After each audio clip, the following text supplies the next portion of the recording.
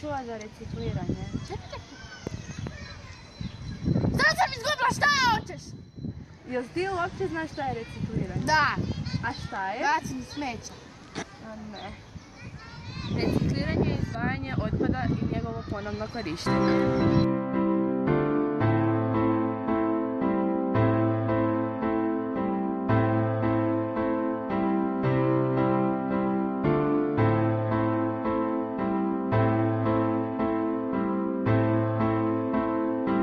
Sigurno me nisi čula šta sam ti rekla.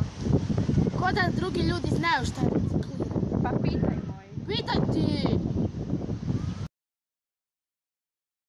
Što je recikliranje? Odvajanje otpada.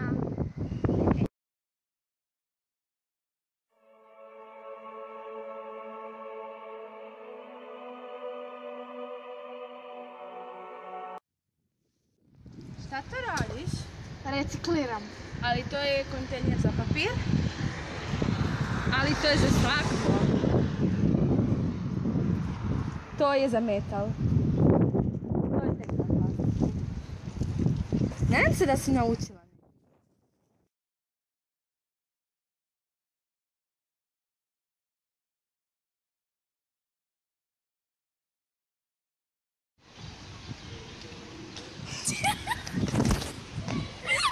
Recikliranje.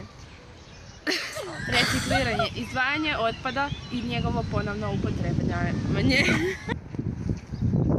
Šta to radiš? Recikliram. Ali to je kontejner za papir.